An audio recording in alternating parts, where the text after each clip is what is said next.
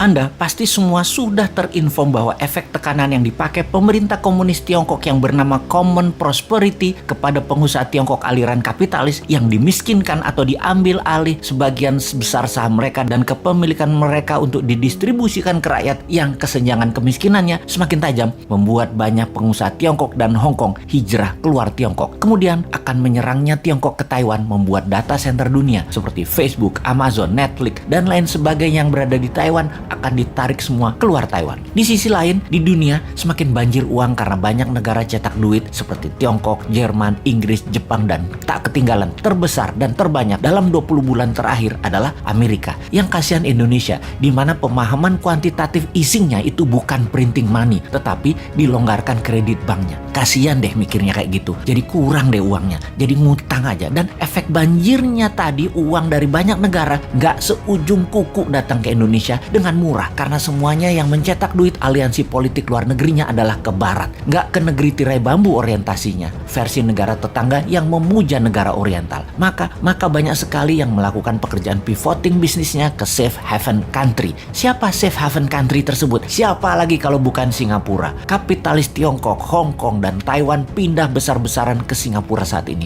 Bahkan istrinya Jack Ma beli properti di Marina Bay, 2 bangunan senilai $75 juta dirubuhin dan dibangun baru agar terkoneksi. Bayangin, $75 juta dirubuhin, senilai 1 triliun rupiah dibeli hanya untuk dirubuhin. Coba, uang-uang tadi di sisi banyak negara aliansi barat tadi ternyata mencari aliran proyek yang bagus untuk mereka investkan. Banjirnya uang ini ditambah banyaknya proyek bagus, ini era disebut lazy money era. Dan sungguh, saat inilah lazy money era tersebut. Kalau sahabat punya perusahaan yang sifatnya disruptor, scalability-nya besar dan jangka panjang ke depannya, uang di lazy money pasti akan ke Anda. Uang di lazy money pasti akan ke Anda tanpa Anda yang cari. Anda cukup jadi cantik dan stand out, pasti dilirik. Tak usah genit-genit mepet-mepet murahan, cari-cari pengusaha di bar. Cukup datang ke acara resmi, formal, dan terlihat stand out. Pasti Anda yang dipepet. Oke, kita bukan hanya mau bicara tentang bisnis, namun strategi bernegara dalam 3 tahun ke depan. Tahun 2024 itu Amerika Pilpres. Kalau di sini walau-walam, kalau masih mau menjabat,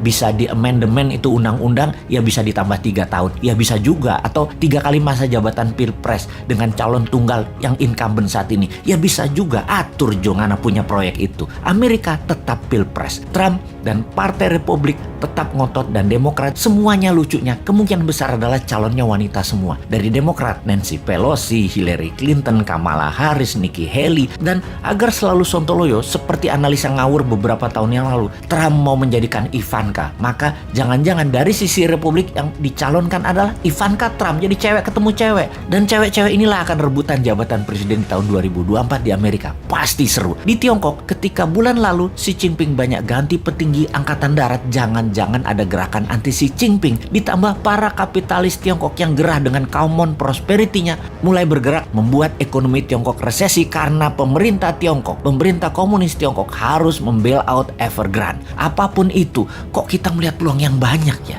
Gini deh, kalau ternyata dengan peluang itu semua, ternyata Indonesia malah ikut resesi, sulit energi, negara chaos, pengusaha Indonesia tidak bisa tarik investasi, pemerintah tidak juga bisa tarik peluang mempermudah arus uang, kayaknya memang kalian dan yang mau menari di 2024 yang mirip-mirip platform bernegaranya, gak usah tanding deh di 2024, repotin aja lu para old mind.